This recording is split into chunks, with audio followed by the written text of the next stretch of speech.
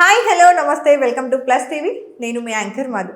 ఈరోజు మనతో పాటు ఒక అందమైన బుట్టబొమ్మ ఉందన్నమాట. సో తనతో మాట్లాడి చాలా విషయాలు తెలుసుకుందాము. తనకి ఒక నేమ్ కూడా క్రియేట్ చేసుకుందనమాట. ఇది వంకర టింకర వరలక్ష్మి అని చెప్పేసి. She's from Nandyal. తను ఇన్స్టాగ్రామ్లో రీల్స్ చేస్తూ ఉంటారనమాట. చాలామందికి తన గురించి ఐడియా ఉంది, తన లైఫ్ స్టోరీ గురించి ఐడియా ఉంది. అలాగే తను ఒక రెస్పెక్టెడ్ పొజిషన్లో జాబ్ కూడా చేస్తున్నారనమాట. ఒక హాస్పిటల్లో వర్క్ చేస్తున్నారు, అసిస్టెంట్గా డాక్టర్ దగ్గర. సో అన్ని విషయాలు ఈరోజు మాట్లాడి తనతో తెలుసుకుందాం. నమస్తే. నమస్తే అండి. ఎలా ఉన్నారు? చాలా బాగున్నాను. మీరు? నేను చాలా చాలా ఇగో ఇలా ఉన్నా. ఎలా ఉన్నాను నువ్వే చెప్పాలి. సూపర్. Thank you. సో ఏంటి సంగతులు? ఫస్ట్ నాకు మీ లాంగ్వేజ్ చాలా నచ్చింది. అంటే రాయలసీమ నంద్యాల సైడ్ కదా. సో అబ్బాయిలు మాట్లాడుతున్నప్పుడు కొంచెం నేను కంగారు పడుతూ ఉంటా, అర్థం కాదు కొన్ని వర్డ్స్. కానీ నీదేంటంటే కొంచెం అక్కడక్కడ వర్డ్స్ కొంచెం నత్తిపోయి కవర్ చేస్తుంటాను అనమాట. నేను తెలియకుండా మేనేజ్ చేస్తాను అనమాట. సో ఆ స్లాంగ్ నన్ను వచ్చింది. సో ఈరోజు తెలంగాణ వర్సెస్ ఆంధ్ర టైప్ లో. నంద్యాల కదా మాది. రాయలసీమ. తెలుగు బిడ్డ. రాయలసీమ తెలుగు బిడ్డ. ఓకే. సో ఈరోజు రాయలసీమ తెలుగు బిడ్డ వంకర టింకర వరలక్ష్మి. ఓకే. సో ఏం చేస్తుంటారు? ప్రజెంట్ అయితే నేను ఓట్ అసిస్టెంట్ జాబ్ చేస్తున్నాను. ఓకే. జాబ్ చేసుకుంటూ ఇన్స్టా రీల్స్ తీస్తూ జాబ్ చేస్తూ ఇన్స్టా రీల్స్. సో అండ్ జాబ్తో పాటు నాకు షాప్ కూడా ఉంది. ఓకే. సో ఆ డీటెయిల్స్ కంటే కొంచెం ముందు, పుట్టింది పెరిగింది అంతా కూడా నంద్యాలేనా? కాదు, విలేజ్ గోర్లగుట్ట మాది. గోర్లగుంట పల్లెటూరు. బనాంపల్లకు బేరించర్లకు మధ్యలో చిన్న కొండల మధ్యలో ఊరు ఉంటుంది. క్రేజీ ఉంటుంది కదా ఊరు. పల్లెటూరు అనమాట. మహా అయితే ఆ ఊర్లో ఒక 500 ఇల్లు ఉండి లేక ఉంటాయి. ఆ ఊర్లో నేను పుట్టి పెరిగాను. సో నా ఊర్లో నేను ఎక్కువ కూడా లేదు. సో నాకు 8th క్లాస్ మిడిల్ డ్రాప్ అయిపోయింది. తర్వాత పెళ్ళి అయిపోయింది. 8th క్లాస్ స్టాండర్డ్లో గ్యాప్ 1 year. ఏ స్టాండర్డ్లో కొంచెం అవి ఇవి ర్యాగింగ్ చేసేసరికి చిన్న ఏజ్ తెలియదు కదా, పల్లెటూరు భయపడి స్కూల్ మానిపించారు. 1 year టైలరింగ్ అవి ఇవి నేర్పించారు. నెక్స్ట్ ఇయర్ ర్యాగింగ్ అంతా జరిగిందా? బయట బస్ స్టాండ్లో జరిగింది. అంటే రాను అంటే మెచ్యూరిటీ లేని ఏజ్ కదా అప్పుడు. ఒక పర్సన్ వచ్చి మీరు పెద్ద మంచి చేయాలా అని అడిగాడు అనమాట. నాకు తెలీదు ఆ వంట ఏంటో కూడా, ఆ మాటలు తెలీదు. లేదు అంకుల్ అవ్వలేదు అన్న. పక్కకు వస్తావా నేను చూపిస్తా ఎట్లయితారో అన్నారు. అంకుల్ వస్తా అని ఆయనతో పాటు వెళ్తుంటే మా వాళ్ళు చూసి ఏంటి అంటే ఈ అంకుల్ ఇట్లా చెప్పారు, ఇట్లా చూపిస్తారంటునేసరికి ఇంకా వాళ్ళు పట్టుకొని కొట్టారు ఆయనని. ఇంకా మా వాళ్ళకు భయం వేసి ఇది మెంటల్ చాసలతో జీవితం నాశనం చెప్పుకుంటుంది, వద్దు అని చెప్పి మా వాళ్ళు 8th అయిపోయేంత వరకు మా నాన్న మా అన్న వచ్చి నాతో పాటు వాళ్ళే వదిలేవాళ్ళు, వాళ్ళే పికప్ చేసుకునేవాళ్ళు అనమాట. ఇంకా నన్ను ఒంటరిగా పంపలేదు. ఇంకా తర్వాత 1 year నాకు టైలరింగ్ అవి ఇవి స్టిచ్చింగ్ నేర్పించారు. సో తర్వాత పెళ్ళి.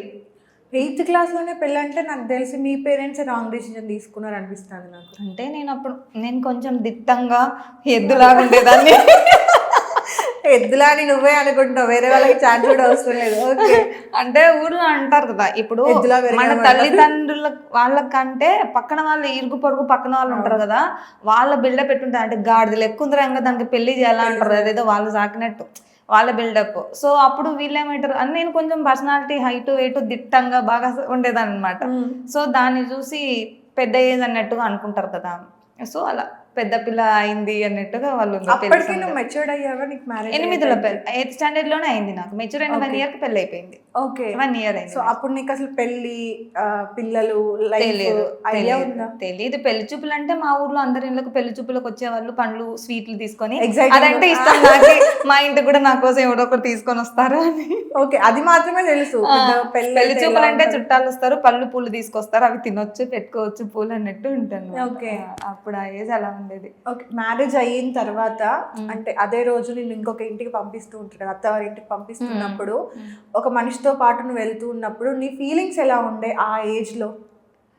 ఫస్ట్ మా ఇల్లు వదిలిపోయేటప్పుడు చాలా బాధ అనిపించింది. ఇది నాకు లాస్ట్. అంటే ఫస్ట్ అమ్మ వాళ్ళు, నాకైతే ఏడుపు రాలేదు కానీ ఫస్ట్ మా అమ్మ మా నాన్న పట్టుకొని ఏడుస్తున్నారు. వీళ్ళేంది నన్ను పట్టుకొని ఏడుస్తున్నారు, నేను పోయి పెళ్లికే కదా, పెళ్లి చేసుకొని మళ్ళీ వచ్చేస్తా అనుకుంటుంటే. నాకు తెలియదు పెళ్ళి అయినాక వాళ్ళ ఇంట్లో ఉండాలి అని. అంటే నాది ఇది అదే ఒకటే అనుకున్నా. కానీ ఇంకా పోయేటప్పుడు వాళ్ళ కాళ్ళు పట్టుకున్నా, అంటే ముక్కాలి అన్నారు. ఆ ముక్కేటప్పుడు తెలియకుండానే ఏడుపు వచ్చేసింది. ఇంకా ఇది నా ఇల్లు కాదేమన్న ఫీలింగ్ అనమాట. పోయేటప్పుడు తెలియని బాధ, ఏడుపు వచ్చింది. పోయిన తర్వాత నాకు ఇంకా ఏమంటారు, ఇప్పుడు పెళ్ళికి ముందు నా అమ్మ వాళ్ళతో నేను ఎలా ఉన్నానో, పెళ్ళైన తర్వాత తనతో పాటు ఇట్లా వేలు పట్టి నడిపిస్తారు కదా, మా అమ్మ వాళ్ళు వెళ్తున్నారు, ఆయన దగ్గరికి వెళ్తుంటే వెళ్ళనివ్వట్లేదు. అంటే తనతోనే వెళ్ళాలన్నమాట. సో వాళ్ళు వేరైనారు, నువ్వు నా దానివి, వాళ్ళు వేరు అన్నట్టు చెప్తున్నారు అనమాట. నాకు అది కొత్తగా ఉంది, అర్థం కాలేదు. సో ఆఫ్టర్ కట్ చేస్తే అత్తవారింటికి వెళ్ళిన తర్వాత అక్కడ ఇంకా ఎవరు తెలియదు, కొత్త ప్రపంచం. అంటే పొద్దున్న లేవ్వాలంటారు, ఊర్లో ఎట్లా ఉంటది, పొద్దున్న లేవ్వాలి, వంటలు మనమే చేయాలంటారు, పనులన్నీ మనమే చేసుకోవాలి, కొత్త అదొక మళ్ళీ కొత్త ప్రపంచం, అదంతా కొత్త లోకం. సో ఆ ఏజ్ లో అసలు నీకు ఏది తెలీదు, తినే నా హస్బెండ్ తినతోనే ఉండాలి, తను టచ్ చేసినా కూడా ఏంటి వీడు ఇట్లా టచ్ చేస్తున్నాడు, అసలు ఎక్కడ పడితే అక్కడ చేతులు వేస్తున్నాడు ఏంది అని ఆ ఏజ్ లో అనిపిస్తుంటుంది, అన్కంఫర్ట్ అనిపిస్తుంది, భయం వేస్తుంది. సో మరి అదంతా ఎలా మేనేజ్ చేసావు ఆ ఏజ్ లో? ఇంకా అవన్నీ అంటే ఫస్ట్ అమ్మ వాళ్ళు ఊరు వెళ్ళిపోయినారు, నన్ను పిలుచుకోకుండా వాళ్ళు వెళ్ళిపోయినారు అనమాట. నేను కూడా వెళ్ళాలి వాళ్ళతో పాటు అంటే, లేదు నువ్వు రాకూడదమ్మా, మేము మళ్ళీ వస్తామని చెప్పి వాళ్ళందరూ ట్రాక్టర్లో అందరు వెళ్ళిపోయినారు, పెళ్ళికి వచ్చిన వాళ్ళు భోజనాలు వేసి వెళ్ళిపోయినారు. తర్వాత వచ్చేసి సింగిల్ స్టెప్ చీర కట్టుకోనికి రాదు, చీర వదిలి సింగిల్ స్టెప్ పెట్టుకుంటే నువ్వు ఇలా పెట్టుకోకూడదు, ఇలా కట్టుకోవాలి అన్నారు సడన్ గా. నా ఊర్లో నాకు ఎప్పుడు మా అమ్మలు కూడా చెప్పలేదు, ఇట్లా చెప్తున్నారు. తర్వాత కూర్చోంటే లేసి అంట్లు దోంపో అన్నారు, కసులు కట్టుపో అన్నారు. అయ్యయ్యో ఇలాంటివన్నీ నేను ఎప్పుడు చేయలేదు, ఇంట్లో కూడా తిన్న ప్లేట్ కూడా తీసుండనే కష్టం. అమ్మనే క్యారియర్ కట్టించేది, స్కూల్కి ఆమెనే కడిగేసేది, మనం ఎప్పుడు చేస్తాం. సో ఇంకా వాళ్ళు చెప్పినారు, నాకు వచ్చిన కాటికి చేసినాను, వంట చేయమన్నారు. అవి దాంట్లో ఏమేమి అన్న తెలియదు, అమ్మ వేసేది చూస్తుంటా కదా, అట్లా అట్లా చేసినాను, నచ్చలేదు వాళ్ళకి. కొన్ని రోజులు చూసినారు, నువ్వు వంట చేయకు మేమే చేసుకుంటామన్నారు. ఇంకొద్దులే ఈ అమ్మాయికి రాదులే, చచ్చిపోయేలా ఉన్నాము. ఇంకా వాళ్ళే చేసుకుంటారు, మా అత్త మామ అయినా చేసుకునేవారు వంట. నన్ను ఏం పెద్ద ఇబ్బంది పెట్టలేదు ఇంకా వంట విషయంలో. రాదు, వాళ్ళు తినలేక ఫస్ట్ వాళ్ళే చేసుకున్నారు. బాగా చూసుకునే వాళ్ళ? పర్లేదు. అంటే చిన్న పిల్లవి కదా, వాళ్ళకి తెలుసు ఆ ఏజ్ లో అంటే పెళ్లి చేస్తున్నారు, దట్టు మైనర్ వి నువ్వు.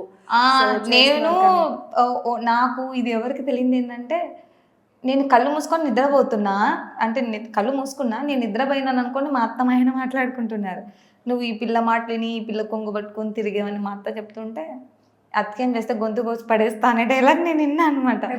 మా హస్బెండ్ అంటే తల్లి కొడుకుల డిస్కషన్ జరుగుతున్నప్పుడు నేను మధ్యలో వినకుండా విన్నా అనమాట. అది విన్నప్పటి నుంచి ఇంకా భయం ఉండేది వాళ్ళంటే నాకు. ఇది ఎన్ని డేస్ కి పెళ్ళైనాక? పెళ్ళైన 10 days 15 daysకి. 10-15 days కి గొంతు కోసి అంటే అనడం ఏమంటారు, నువ్వు భార్య మాట వినిపోతావేమో అని తల్లి అంటే, లేదు అలా చేస్తే ఇలా చేస్తా అని ఈయన అంటే వాళ్ళ డిస్కషన్. నేను మధ్యలో భయం ఎక్కువ వేసింది, ఒంటరిగా ఉండాలంటే భయం పుడుతుండే వాళ్ళతో. వెంటనే ఇంకా ఇదేమంటారు, ఆషాఢ మాసం శ్రావణ మాసం, పుట్టింట్లో అత్తారింట్లో ఉండకూడదు ఇవేవో చెప్తారు కదా, అలా వెళ్ళిపోయినా మా ఊరికి పోయినాను. తర్వాత మా అమ్మల ఊరికి తను వచ్చాడు, పైకి వెళ్ళి పడుకునేదాన్ని మా నాన్న వాళ్ళ దగ్గర, కింద పడుకోవాలంటే భయం వేస్తుండే అనమాట అప్పట్లో. సో మ్యారేజ్ అయిన తర్వాత ఎన్ని ఇయర్స్ కి కన్సీవ్ అయింది? నాకు పెళ్ళైన తర్వాత నాకు 2 months కల్లా కన్సీవ్ అయిపోయింది. మా ఇద్దరి మధ్య చిన్న చిన్న ఇష్యూ అయ్యి నేను నిద్రమాత్ర అదే గొడవపడి స్లీపింగ్ టాబ్లెట్స్ వేసుకున్న తర్వాత ఆయన నన్ను కొట్టి, అది ఒకటి అబార్ట్ అయిపోయింది నాకే. ఎందుకు అయింది అంటే నా మాటలు వాళ్ళకు నచ్చక, నేను వాళ్ళు చెప్పిన మాట వినక, అంటే నాకు ఇది వినాలని నాకు తెలియదు. చిన్న పిల్లలు పట్టు మంకి పట్టు అట్లా అంటారు కదా, అలా నేను అమ్మ నాన్న దగ్గర ఎట్లా ఉన్నావో సో నా బిహేవియర్ అలాగే ఉండేది.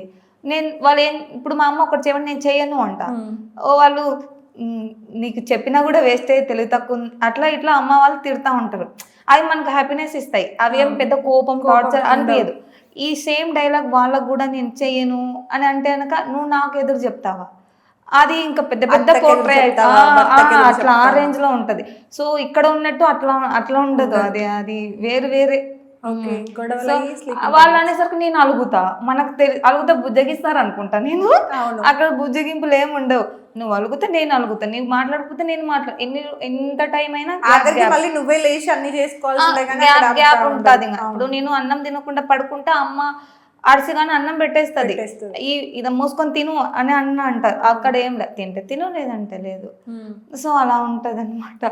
అట్లా వాళ్ళు ఇంకా మూతి ముడుచుకొని ఎంతసేపు అయినా ఉండి, ఇంకా నా కోపం వీళ్ళని పిలవట్లేదే, నన్ను పలకరేయట్లేదే, నేను చచ్చిపోతా చిన్న చిన్న దానికంటే మైండ్ ఏం అనిపించదు అనమాట. ఉంటారుగా అక్కడ పల్లెటూరులో జనాలందరి మధ్యలో కచ్చపిచ్చగా ఎగురుకుంటూ డ్యాన్స్లు వేసుకుంటూ గట్టి గట్టిగా అరుచుకుంటూ అందరిని పలకరించుకుంటూ తిరిగేది. నేను సడన్లీ ఒక ఇంట్లో ఒంటరిగా ఉండాలంటే ఇప్పుడు మాది పల్లెటూరు, రోడ్ మీద ఇల్లు ఉంటుంది, నడు రోడ్ మీద. అంటే మా ఇల్లు ఇది మధ్యలో, మా ఇంటి చుట్టూ ఇల్లులు ఉంటాయి అనమాట.